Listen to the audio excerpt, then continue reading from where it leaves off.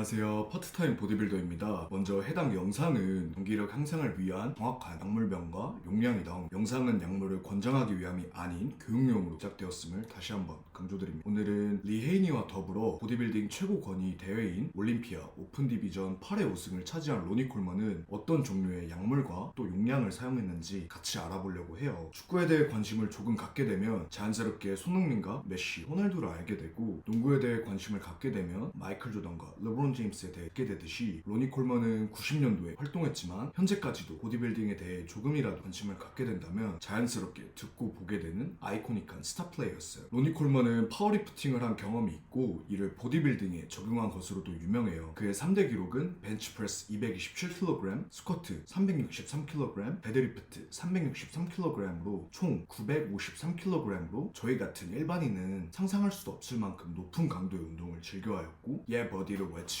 운동하는 그의 운동 영상들은 아직까지도 레전드로 불리죠. 그는 어릴 적부터 보디빌딩을 체계적으로 했을 것 같지만 미국 텍사스 그램블링 대학에서 회계학을 전공했고 미래의 은행원이 되고자 했어요. 그리고 대학 시절 미식축구를 즐겨하긴 했지만 큰 부상을 입어서 졸업 후에는 피자집, 치킨집 등에서 알바를 하다가 신문지에서 경찰관 모집 공고를 보고 미국 알링턴이란 지역에서 경찰관으로 활동했죠. 그러나 로니 콜먼이 시상대에서 공개한 대단한 어머니의 근육질 유전자를 물려받은 그의 재능을 주변에서 알아봤어요. 그리고 추천으로 파워리프팅을 취미 삼아서 했어요. 그러다 귀인인 메트로플렉스 짐의 오너인 브라이언 도슨, 한국 감성으로는 동네 헬스장 관장님에게 평생 체육관 무료 이용권과 보디빌딩 보충제를 지원받으면서 관심을 갖게 되었고, 이후에 파트타임으로 경찰관 일을 하면서 세계 최고의 보디빌더가 되겠다는 꿈을 키워나갔죠. 본격적인 로니 콜먼의 스택 이야기를 하기 전에 그의 커리어에 대해 간단히 소개해보려고 해요. 로니 콜먼은 91년도까지 내추럴, 즉 약물 사용 없이 운동을 했지만 키 180cm에 98kg라는 말도 안 되는 유전자를 보여주면서 IFBB 프로카드 취득까지 성공했어요. 그는 이후에 지치지 않고 전세계 23개의 프로쇼에 나가면서 러시아 그랑프리 1위, 한 번을 제외하고는 모두 메달권에 머물렀죠. 그러던 그가 1997년 미스터 올림피아 9등, 올해로 치면 리건 그라임즈의 등수를 차지했다가 1998년 돌연듯 괴물같은 사이즈와 컨디셔닝을 가지고 나와 우승을 하는 소년 만화 같은 모습을 보여줬어요. 다른 스타 빌더들이 비행기를 타고 대회를 뛴 것과 달리 기차를 타고 힘들게 이동하며 저조한 순위를 봤던 로니가 당시 최고의 스타였던 케빈 레브론의 호텔방을 찾아가 몸이 어떻게 좋아지는지에 대해 물어보고 그의 조언대로 보드카를 마시고 1등을 한 이야기는 너무나 유명한 이야기 중 하나죠. Heard a knock on the door.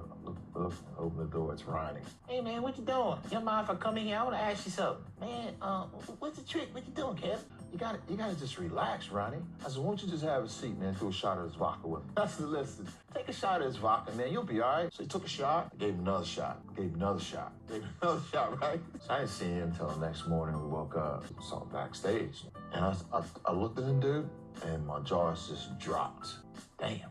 And when Ronnie hit that stage, man, it was all over. It was like, where this dude come from? 그 이후에 98kg로 프로카드를 취득했던 그는 300파운드, 136kg의 사이즈 게임을 보디빌딩에 본격적으로 들여오고 정말 살벌한 컨디셔닝을 보여주어서 제이 커틀러와의 라이벌 구도를 이겨내고 1등하기 한 번도 어려운 올림피아에서 총 8회 우승을 기록해요. 그의 승모근부터 종아리까지 정말 완벽한 근육 패키지는 현대 올림피아 챔피언들에게도 항상 비교의 대상이 되고, 보디빌딩의 현대화는 로니 콜먼의 우승 전과 후로 구분짓는 사람들이 많을 만큼 그의 영향력과 경기력은 실로 어마어마했어요. 하지만 이런 괴물 같은 모습을 보여주는 프로 보디빌딩 경기는 거의 약물, 스테로이드의 사용이 당연시 되는데요. 역대 최고의 보디빌더의 로니 콜먼은 어떤 약물을 사용했는지 그가 직접 톰 플라츠와의 인터뷰에서 공개한 스택에 대해서 같이 알아볼게요. 먼저 해당 인터뷰 시리즈는 톰 플라츠가 약물의 지식평준화를 시켜서 무분별한 사용을 방지하자는 공익의 목적으로 기획 제작이 되었어요. 선수의 익명 보호를 위해서 모자이크와 음성 변조를 하였지만 그의 독보적인 실루엣과 미국 남부, 한국으로 치면 부산 특유의 액센트는 모두가 로니 콜먼임을 알아봤죠. 그러면 먼저 로니 콜먼이 처음 스테로이드를 사용하게 된 이유에 대해서 알아보겠습니다. First question, I'd like to ask you what prompted you to utilize steroids in the first place for the sport? First, it's like any other type sport. In order to compete with the best guys in the world, you kind of like have to do what it takes to get to the level that they're on. So I figured that in order for me to get on on the same level that they were on, I had to be doing the same thing that they were doing. So that's pretty much how I made my decision to go to the next level. What specific steroid have you used, and what do you find most effective, and also dosage? As far as for me, going back to how I got into it, I didn't know anything about it when I got into the sport. So, I figured out the best thing for me to do was to go to one of the guys that were on the top and see what they were doing and try to do the same thing. As far as the dosages goes, I kind of like got with another guy that knew in depth about, how to take certain dosages. Endocrinologist or? 로니 콜먼은 내추럴로 프로카드를 취득할 만큼 엄청난 유전자를 타고났지만 그래도 그는 모두 약물을 사용하고 있는 프로모델의 경쟁에서 벽을 느껴서 약물 사용을 선택했다고 하는데요. 90년도에는 인터넷이 지금처럼 활성화되지 못해서 선수생을 하면서 알게 된 인프라를 통해서 직접 찾아다니고 물어보면서 여러 사람들에게 처음으로 약물 사용법을 배웠다고 하네요. 다음은 로니 콜먼의 스테로이드 사용 주기에 대해서 같이 알아볼게요. Steroids in the off season and before an event? I only did for an event, and that was it. How many weeks out? 12. I always started 12 weeks out. That was my diet. So you would take a mixture of anabolic and androgenic compounds prior to the event. Exactly. 3 months out. 3 months out. Basically, what we were trying to do is trying to get like 1,000 to 1,500 milligrams per week. 로니 콜먼은 총 주당 1,500mg을 사용하고 12주, 약 3달 동안 대회 준비를 위해 약물을 사용할 뿐 비시즌에는 사용을 하지 않는다고 해요. 커리어 초에 그는 여러 개의 프로쇼를 올림피아와 동시에 뛰었기 때문에 약 2번의 시즌 총 6개월을 사용하고 나머지 기간 동안은 약물을 끊었다고 하는데 여기서 조금 의문인 점은 그는 90년대 최고 코치 중 한 명인 체드 니클스에게 코칭을 받았고 크루즈 앤 블라스트라는 시즌기에 사용하던 약물을 끊지 않고 적은 용량을 옵시즌에도 꾸준히 사용하는 방법을 채택한 걸로 유명한데요. 아마 인터뷰는 그가 체드에게 코칭을 받기 전 혹은 체드는 로니에게 크루즈 앤 블라스트가 아닌 그에게 맞춤화된 방법을 제시했을 수도 있을 것 같아요. 다음은 이제 그의 본격적인 스테로이드 스택 종류와 그리고 성장 호르몬에 대해서 알아볼게요. So is there a formula then? So what we do is like Eptilite 250 and 250, 500, 2 a week.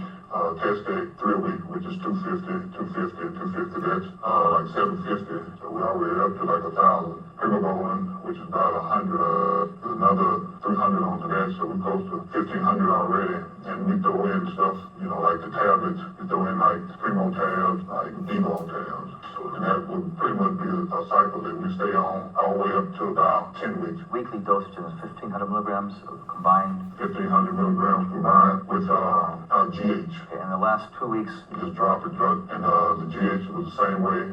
We worked that in like 4 IUs a day.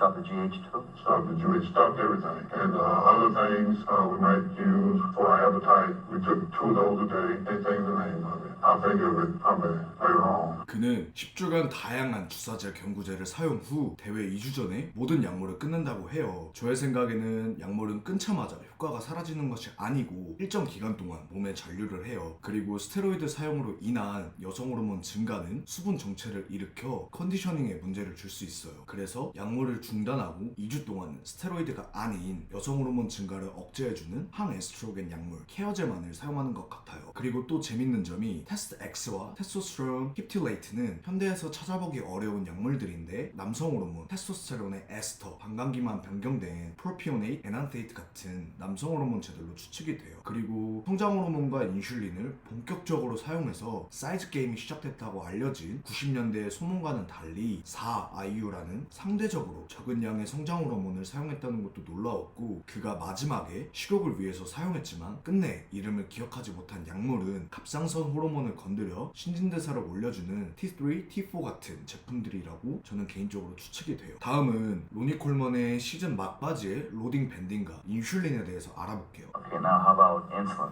Is that something you utilize also? No, only time we did that was carb phase. How much insulin would you take then a day? I think we covered We it. probably do like 15 units twice a day. That was what they incorporated, like start on Sunday, all the way down to 100 grams carbs. We probably get like 600 grams protein.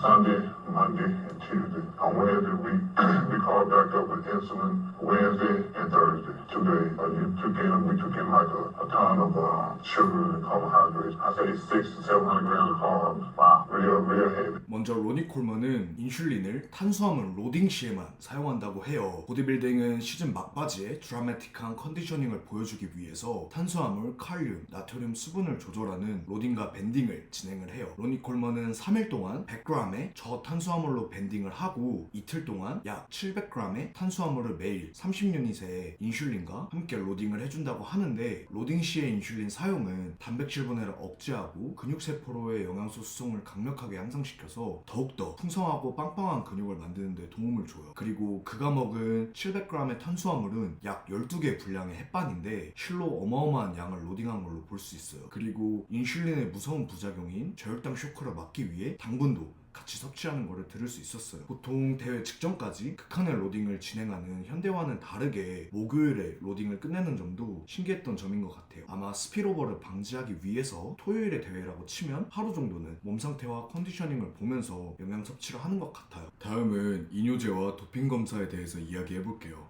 I guess the next thing we should discuss would be the use of diuretics. As far as diuretics go, what we do, start on Sunday and take like 100 milligrams of aldactone. We did 100 Sunday, 100 Monday, 100 on Tuesday and Wednesday. We did probably about 125, 150 aldactone. Thursday, about 150. Friday, we took aldactone out and went to aldactazide and probably went about 75 milligrams. What's the difference between aldactone and aldactazide? Aldactone was pretty much to get your body used to taking the water out of it. Aldactazone dries you out. It's the harshest diuretic of them all. So we use that to just completely dry out. That was at the very end. That was Friday. Friday. It was real. You had to be real careful with them. I understand the top shows nowadays, they test only for diuretics. Is that the case? Mm-hmm. Now, you mentioned that you utilized diuretics prior to the event. How do you get around the test? They test for diuretics. If you look at the list of diuretics, 120, 130 diuretics out there, in the world. So if you look at the list, of course, they're testing for a whole bunch of diuretics, but you gotta look at the ones that they're not testing for. And those are the ones that you can use.